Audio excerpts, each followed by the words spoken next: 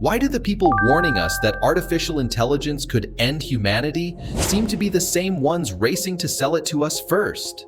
One day they're sitting in front of lawmakers, speaking in grave tones about existential risk, ethical collapse, and the need to slow everything down.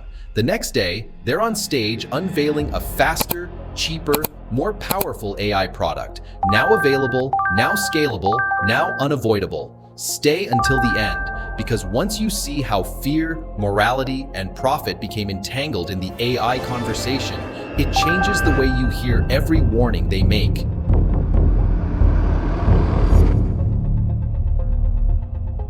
The modern AI story is carefully staged, almost cinematic in its repetition. It opens in rooms designed to look serious. Wood-paneled halls, flags behind polished desks, senators leaning forward as if the future just walked into the room uninvited. The people speaking know exactly where to pause, where to lower their voices, where to let a phrase like human extinction or loss of control hang in the air long enough for the cameras to catch it. This is the language of responsibility, of reluctant guardians burdened by knowledge the rest of us don't fully understand. News headlines follow immediately. Tech leaders warn of AI risks. Executives urge urgent regulation. The tone is grave, almost paternal. We are told that something powerful has been unleashed, that restraint is necessary, that society must tread carefully. The imagery reinforces the message. Close-up shots of thoughtful expressions, long pauses, carefully chosen words that signal concern without offering clarity. Fear, but refined. Fear that sounds intelligent. Then almost seamlessly, the scene changes. The lighting gets brighter. The music swells. A keynote stage replaces the hearing room. The same figures now stand confidently before massive screens, clickers in hand, unveiling the future they just warned us about. Faster processing, smarter models, broader integration, tools designed not to be questioned but adopted. The tone shifts from caution to excitement without ever acknowledging the whiplash. The audience applauds. Investors nod. Journalists tweet. The contrast is striking, yet rarely addressed. In one setting, AI is a potential catastrophe that requires immediate oversight. In another, it's an inevitable upgrade you'll fall behind without. The same voices deliver both messages, and somehow the contradiction is treated as nuance rather than conflict. As if warning about danger while accelerating toward it is simply what leadership looks like now. Media coverage smooths over the edges. Morning shows frame the warnings as proof of integrity. Tech columns praise the launches as bold innovation. The two narratives are kept just far enough apart that they never collide in the same article, the same segment, the same conversation. Context is fragmented, parceled out in ways that prevent the audience from seeing the full picture at once. On social platforms, the surface narrative becomes even cleaner. Short clips circulate of dire warnings stripped of follow-up questions. Equally short clips circulate of product demos stripped of ethical debate. Each piece travels alone, detached from the timeline that would reveal how closely these moments overlap. Viewers are encouraged to feel concerned and impressed, often within the same scroll. The aesthetic does most of the persuasion. Serious backdrops communicate trustworthiness. Sleek stages communicate progress.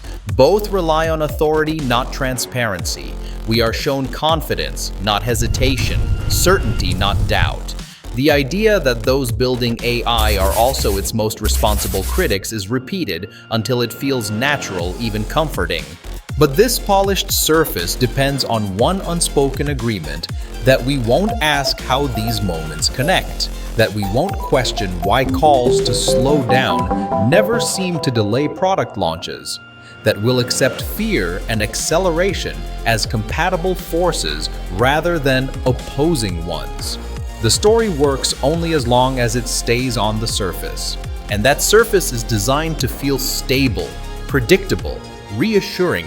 It invites trust not through explanation, but through repetition. We've seen this image before, so we accept it again. Concern here, innovation there. The cycle continues smooth enough that it barely registers as strange. But beneath that carefully managed image, a deeper pattern is forming, one that has less to do with ethics and far more to do with control over the story itself.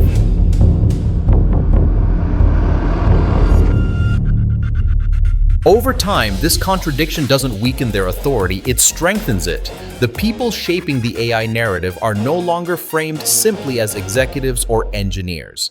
They become something closer to moral figures, visionaries burdened by foresight, builders who, unlike everyone else, supposedly understand the monster they've created.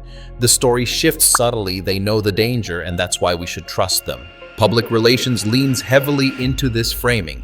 Profiles describe sleepless nights, internal debates, moments of doubt.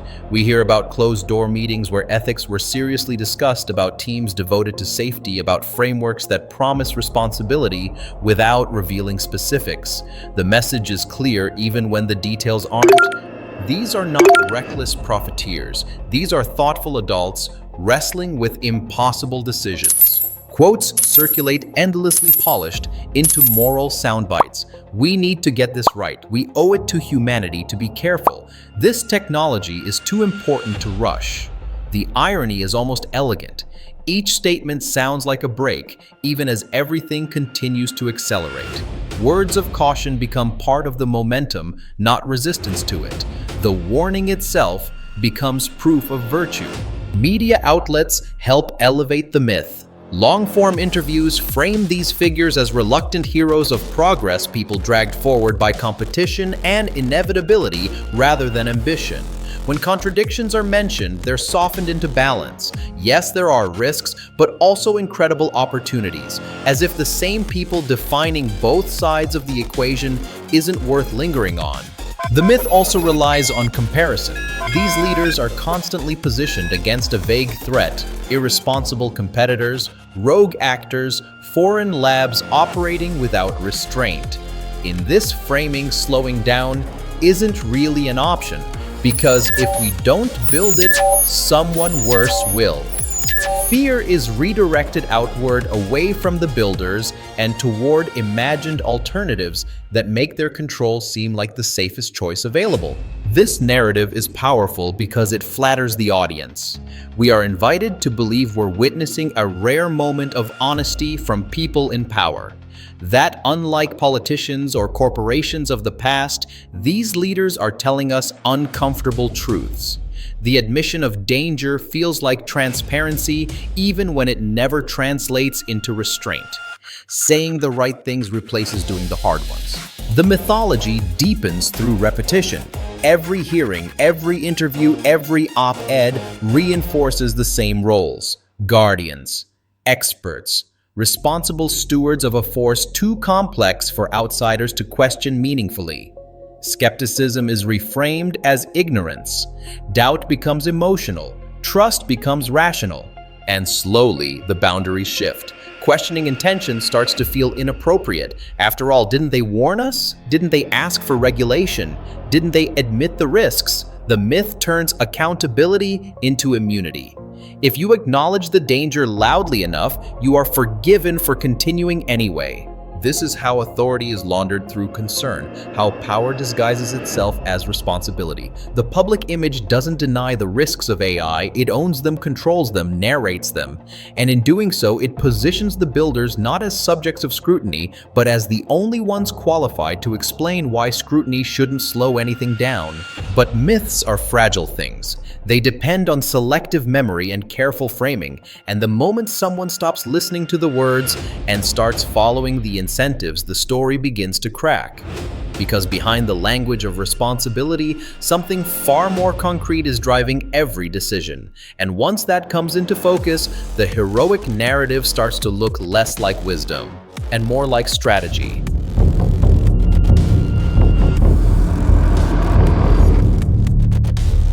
Once you stop listening to the speeches and start following the timelines, the story changes tone. Product roadmaps don't pause for ethical reflection. Investment announcements don't wait for regulatory clarity. Funding rounds close valuations, climb partnerships, expand, all while public warnings about danger grow louder. The message says slow down, but the machinery beneath it never touches the brakes. Look closely at when these warnings appear.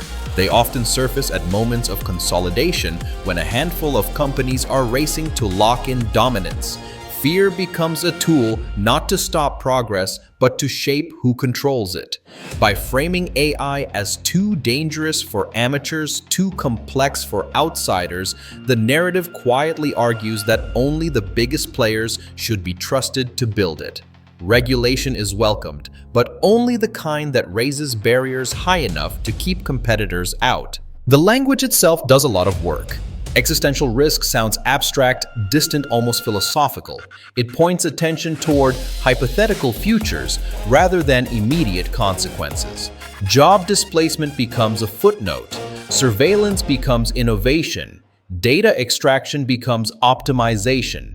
While everyone debates whether AI might one day destroy humanity, far fewer people question how it is already reshaping power, labor, and inequality right now. Behind closed doors, the incentives are brutally simple. Speed wins markets. Scale wins influence. Whoever embeds their systems first becomes infrastructure, and infrastructure is almost impossible to dislodge. In that context, public concern isn't a contradiction, it's cover. It buys time, credibility, and leverage while expansion continues unchecked. Saying this is dangerous sounds responsible even when it functions as a distraction from this is profitable. There's also a subtler maneuver at play. By positioning themselves as worried insiders, these leaders preempt criticism. If something goes wrong later, they can point back to the warnings. We told you this was risky. Responsibility dissolves into foresight. Blame is redistributed across society for not reacting correctly, not regulating fast enough, not listening carefully enough. The builders become witnesses to their own creations, not owners of the consequences. And then there's the illusion of choice. Consumers are told adoption is optional, while workplaces, schools, and governments integrate AI systems by default. Opting out becomes impractical, then impossible. The technology spreads not because everyone agrees with it, but because resisting it feels like standing in front of a moving train. Fear doesn't stop the rollout, it makes it feel inevitable. What's rarely acknowledged is how well this strategy works. The more alarming the warnings sound, the more attention they attract. Attention drives influence. Influence shapes policy. Policy, when written by those already in power, tends to protect incumbents. The cycle feeds itself, elegant and self-reinforcing, all while presenting itself as caution. So when we're told these contradictions are just the price of progress, it's worth asking who's paying that price and who's collecting it. Because beneath the moral language and grave expressions lies a very old story. Power expanding, justifying itself by claiming there is no safer alternative. And once you see that pattern, it becomes harder to believe this is all about protecting humanity. It starts to look more like protecting position.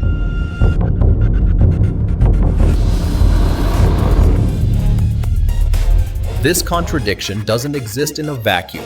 It fits neatly into a broader pattern that modern audiences have already been trained to accept. We live in a culture where those with the most power are also the ones most trusted to warn us about its dangers.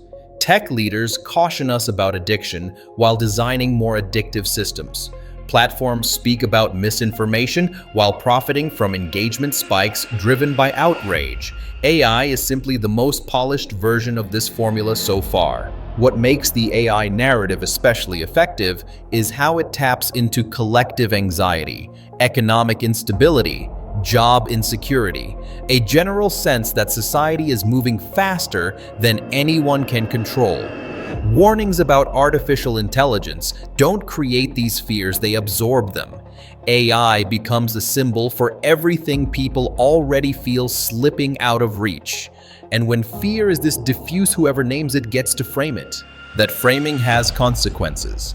By focusing attention on distant, abstract risks, the conversation drifts away from immediate questions of power. Who owns the data? Who decides how these systems are deployed? Who benefits when efficiency replaces workers or when prediction replaces judgment? These are concrete issues, but they don't carry the cinematic weight of extinction-level threats so they remain secondary, quietly sidelined by a more dramatic story. The audience, meanwhile, is placed in a passive role. We are invited to worry, to debate, to speculate, but rarely to intervene. Regulation is discussed as something happening somewhere else by people already embedded in the industry. Public concern becomes a mood, not a mechanism. Participation is reduced to commentary, not control. This is how technological power normalizes itself, not by denying its risks, but by narrating them so thoroughly that resistance feels redundant. If the danger is acknowledged, discussed, and endlessly debated, then progress can continue under the banner of transparency. The appearance of openness replaces actual accountability. And perhaps the most revealing part is how familiar this all feels. We've seen this cycle before, just with different tools. The promise of transformation, the warning of unintended consequences, the reassurance that those in charge are aware, thoughtful, and working on it. History suggests otherwise. Awareness rarely slows momentum. Profit rarely waits for ethics to catch up. AI didn't invent this dynamic. It inherited it. What's new is the scale, the speed, and the sophistication with which fear itself is now integrated into the rollout. Concern is no longer an obstacle. It's part of the launch strategy. And once fear becomes a feature rather than a warning sign, the final question isn't whether AI will change society. It's who gets to decide how and who gets to say it was unavoidable.